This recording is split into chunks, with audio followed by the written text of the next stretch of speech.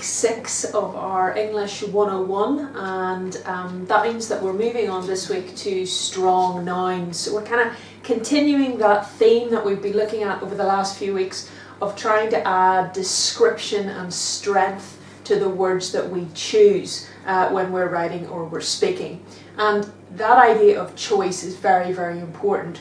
When you speak, you're choosing the language that you use, and it's important to keep that in mind because words hold a lot of weight. They hold their own meaning. Each individual word has its own atmosphere and its own flavour. So you're basically choosing when you're speaking or you're writing, you're choosing your words, and that is creating a picture for your listener or your reader.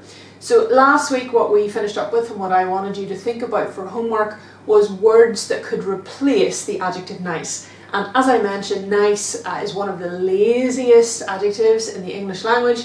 It doesn't hold a huge amount of meaning. It can be used in lots of different situations. And that's why it's a good idea to think about what other words you can use instead of nice. Now, one of the ways that I told you, a good way of learning new words is to use a thesaurus, and you can also do this online. So I'm just going to show you, I looked up the word nice myself on the thesaurus, and as you can see here, these are all the words that we can use to replace the word nice. Now you'll also notice that there are kind of two sections here on the tabs at the top. If you look up nice, what you'll get are two sections, and that's because nice doesn't just mean one thing, it can mean more than one thing. So they've divided it on this website. So for example, if you were using nice to talk about a person, kind of to mean agreeable or pleasant, if you were going to talk about a person or the weather or food, that would be the first section, and you can use any of those words that you can see here to replace it.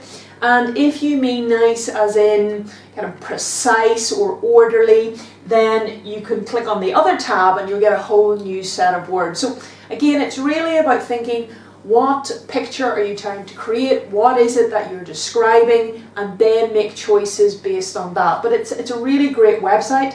You can put any word into it and it'll give you multiple words that you can use to replace that. So it can make things a little bit more interesting. Okay, so that was last week and we were thinking about adjectives. Okay, so our adjectives, remember, are our describing words, and they are words which describe nouns. So what we're going to move on to this week is looking at how we can create word pictures through using strong or descriptive nouns. Right. So that's what we're going to do now. Okay, so strong nouns, what does that mean? A noun is a noun, is it not? A noun is just the name for a person or a thing. But if you think about it, there are nouns which tell us very little. For example, a pen. We might use a pen to refer to this because it is something that writes. We might also use a pen to describe this, which looks quite similar but not exactly the same. And if I can just pop over here, we can also use pen to describe this, but they are not all exactly the same. So pen is a noun, but it's not giving us a lot of information. Now for these, if I used marker, that would be more descriptive, because in your head, instead of just imagining a very general sort of pen, or maybe the last pen you saw might pop into your head. If I say marker, you might get closer to what it is that I'm actually talking about. So that's the kind of thing that we're thinking about. How do we use the right noun, a strong noun, a descriptive noun, so that the picture in your listener or your reader's head is closest to what it is that you're trying to say? Okay. Now I'm going to give you an example of this. So on the board what you'll see is a longish sentence, and it is: the large shaggy dog was breathing noisily with his mouth open. Okay? The large shaggy dog was breathing noisily with his mouth open. Okay, so that's quite descriptive. I have a kind of idea in my head. I have a dog, it's large, it's shaggy, but what does that actually mean? If I want you to have the same picture in your head as I do, I would have to be a little bit more specific, a little bit more careful about the words that I use. So instead of saying the large shaggy dog, I might say the sheepdog. Okay. A sheepdog is a large shaggy dog, but that's exactly the type of dog that I have in my head. That's what it looks like, and that's what I want you to see. So I need to pick those words so that you see the same as I do in your head. So we have the large shaggy dog becomes the sheepdog, and breathing noisily with its mouth open. What do dogs do when it's hot? They pant. So the sentence becomes a lot shorter, but it becomes stronger because it's more descriptive and it's more what I have, reflective of what I have in my head. So we have the sheepdog panted. Right? The sheepdog is the noun, panted is a verb, but that's kind of harking back or referring back to what we looked at 2 weeks ago, which was descriptive verbs. So all of these ideas are coming together now, basically, and moving us forward. I'll give you another example, and then we'll try one together. So the next one would be, we're staying with dogs, that's the theme for today. The very small dog was making an irritating noise. The very small dog was making an irritating noise. Now, again, there are lots of different types of very small dogs that you might be able to think of. And for me, I might have a specific picture in my head of this small dog, and the picture that you have might be completely different, especially if we're thinking one that's making an irritating noise. So if I want you to see the same dog as I have in my head, I have to tell you what that dog is. Otherwise you'll just be trying to be psychic or guessing. So instead of the very small dog, I'm going to replace that with the toy poodle. The toy poodle. So now, in your head, you will have the same picture as I do. Okay.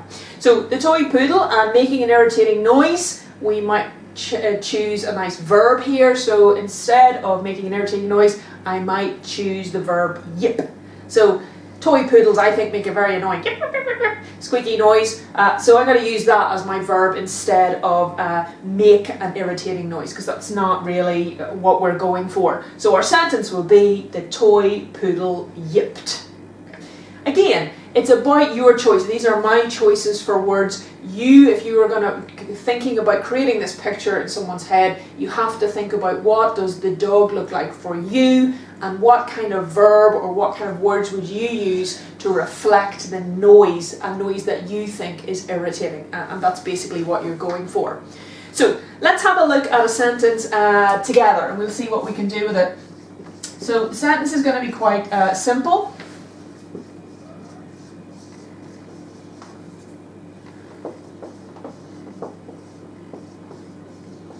Okay. Sentence is quite simple. The man drove a car on the road. Now, what we've been looking at over the last few weeks has been the different jobs that words do. So hopefully you can pick out the verb in this sentence. And the verb, remember, is your doing word. So drove is going to be your verb in this sentence. And we also have 3 nouns. So remember, a noun is the name of a person or a thing. So we have the man, we have a car, and we have the road. Okay, so we have all of those things. So all of those are nouns. Now, these nouns aren't brilliant nouns. I mean, they do what they say on the tin, but they're not really giving us a lot of information. The picture that we have in our head is probably quite vague. I mean, what kind of man? And we could change the man to many different things. So imagine I rewrite this. I'm going to, instead of just having any random man, I might have the, let's see, the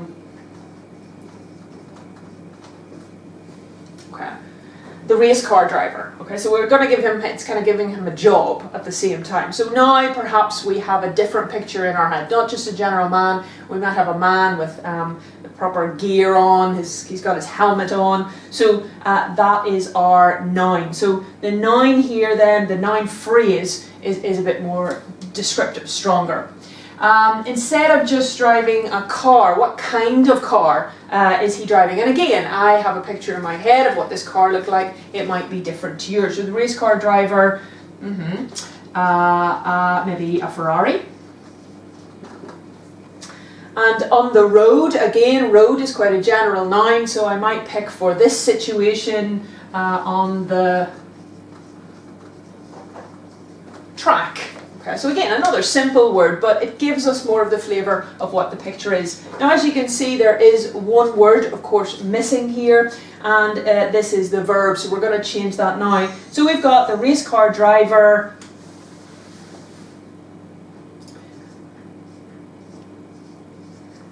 sped a Ferrari on the track, perhaps, so he's driving it quite quickly. And what we've done is we've replaced most of the words in this sentence, apart from the thes and the as and the ons, those little words, we've replaced most of the kind of more important words, the nouns and the verbs, with other words that kind of are stronger. Now again, if you don't like this sentence, that's fine. These are just very quick choices that we can make. You could, of course, use your own kind of ideas that you have in your head to decide how you're going to transform this sentence into something which is descriptive. Okay. So what I'd like you to do, they're going to put 3 very simple sentences up here now, and the 3 very simple sentences do not hold a huge amount of information, just like our man driving a car. So the 3 sentences that we have is: the dog ate the food, the woman carried the letter to the house, and the meal was good. Now what you'll need to do in each of those cases is find the verb, find the nouns, and change them into something stronger. They're quite general. So first of all, you need to have the picture in your head. What does the dog look like? What does the food look like? What type of food is it? What does the woman look like? What kind of letter? Why is she carrying it to a house? What about the meal? What's more specific? What more specific information, or what better picture can you paint with your words? And then you can exchange those, and if you like, you can email me in your answers, as some of you have been doing, or we'll come back next week and we'll get a few more ideas on the board. So that's it. Bye.